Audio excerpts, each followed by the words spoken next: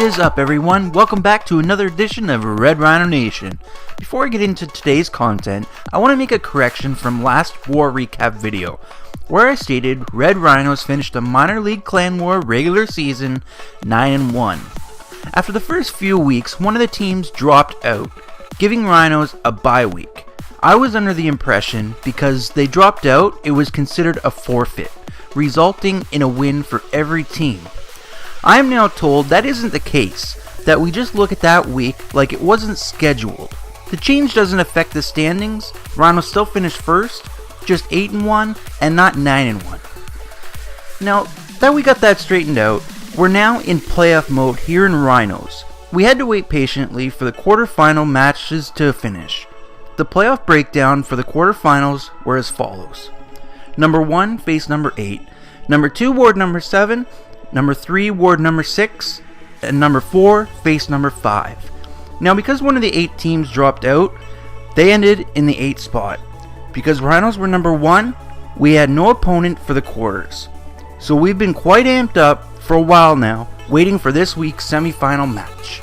This week's semifinal matchup is against Handicap Circus. During the regular season, Rhinos were able to knock off Handicap Circus 59-53. It was a pretty close match. This war's winner will be headed to the finals for a chance to win the Minor League Clan War Archer Queen Division Championship. This was such a great war, both sides really pulled out all the stops. Let's watch some of the amazing 3-star attacks Rhinos were able to pull off, and see whether Rhinos are headed to the championship, or if the Red Rhinos were just another attraction in the Handicap Circus. And first up, we have Rhinos number 8, Dr. Weld, attacking Circus's number 4, FL Projectile. Dr. Weld's using an attack that seems to be becoming a lost art in Clan Wars, with air being the meta. He's using a Queen Walk Gova Hobo. Now usually using this many different troops spreads your attack thin, but this was so perfectly done and executed, I couldn't help making this the first attack. Everything just seemed to be on the end of a string for him here. He starts out by dropping his Queen Walk directional troops. He drops a baby dragon in the northeast. He wants to try and send that Queen Walk from the north to the west. The baby dragon's just here to stop the queen from heading over the top to the east. So as they're taking out garbage building, he drops his queen and 4 healers. Now watch, he's going to send a very clutch wizard here on that northeast dark barracks. He drops a poison on the queen, she goes down, and now here comes that wizard. Such a clutch wizard drop. The queen almost goes over the top to the east, but she changes her mind after that dark barracks goes down, and she starts heading west. What a clutch drop right there. Now as she's heading in the right direction, takes down the gold storage, she's going to head to that cannon and go over the top to those builder huts. Now as she continues to walk, he's going to drop a golem and his bowlers in the west, and also some funneling troops in the southwest. He drops a couple wizards. The queen is still going towards the west. He drops a test wall breaker as well as 4 more wall breakers and the queen, and there go his bowlers. Out comes the clan castle. He's going to drop a poison directly on top of those Valkyries, the baby dragon, and that wizard. Now watch how perfect this all was timed. His healers go from the queen directly onto that kill squad as he drops that rage.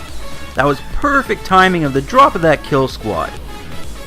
Now that kill squad's led by the golem is going to head all the way around the base, cleaning up all the defenses around, and then he's going to drop that jump and send the Valkyries into that core to take out those Expos and those Teslas.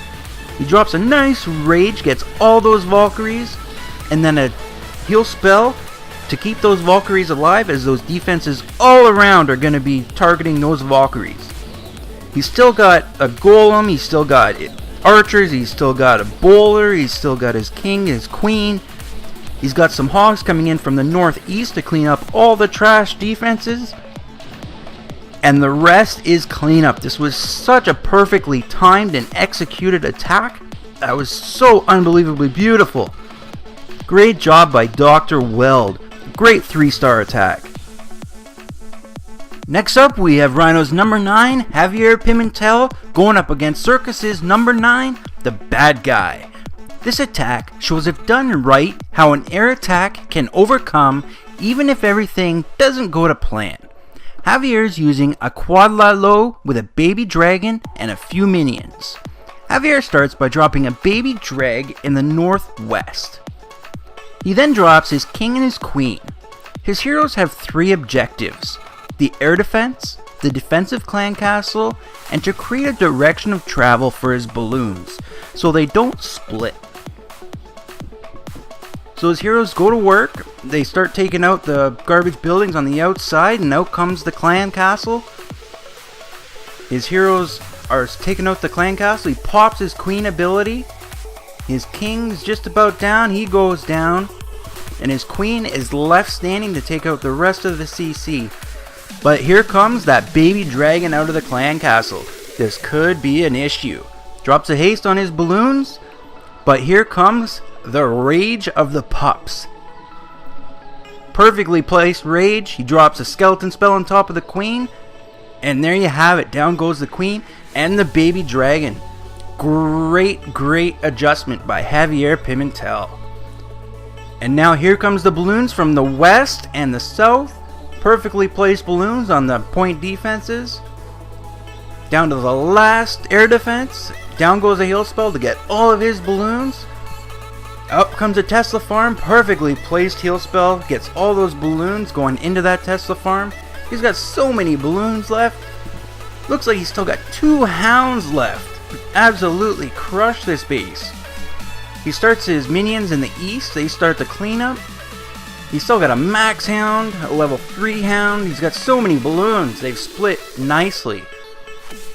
Now it's a good thing he's got that split and those minions, because without those pups, the cleanup is absolutely hard to do. Good thing they sped up those balloons as well in that last update. What a great 3-star, great plan, great execution by Javier Pimentel.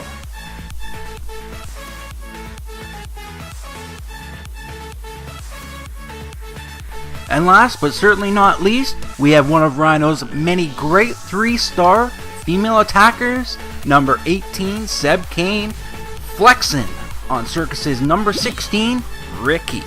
Seb Kane is coming in from the west using a shattered Gobo Lalo attack. Seb starts by dropping a balloon in the northwest on that mortar.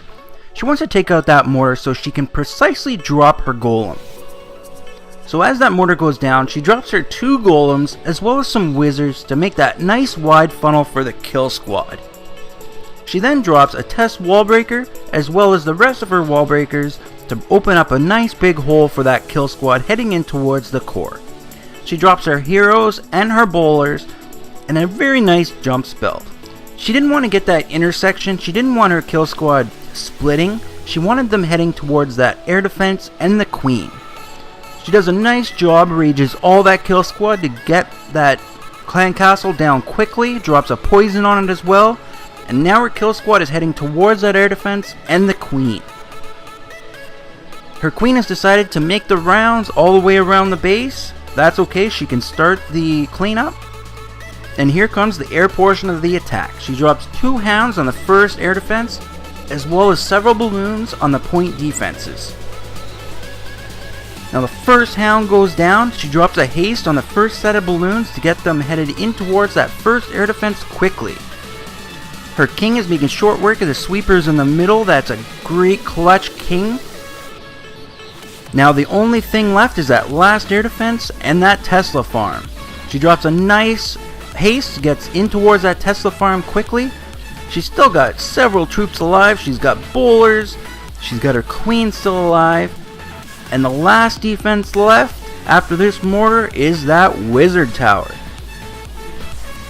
As the balloons make their way to that wizard tower, the queen, the pups, the bowlers are continuing to clean up the outside of the base. And that above does it. The rest is cleanup. What a great plan, great execution, great 3-star by Seb Kane. The Rhinos kept the pressure on all war, and on the backs of these great attacks and so many more, we're able to pick up the win. We're on our way to the championship match.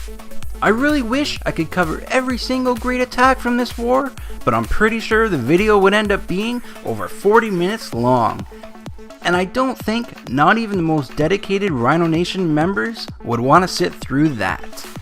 I do really want to thank Handicap Circus for a great war and congratulate them on a great season. Unfortunately, there had to be a winning and a losing team. In this situation, I'm thankful to have such a great clan full of clutch 3-star attackers who seem to eat pressure for breakfast. You best bet I'll be recapping the final match. The Rhinos will be facing the winner of Empire versus the Elite in the other semi-final match, both of which we had very close wars against during the regular season. It'll be a nail-biter for sure, I promise you that.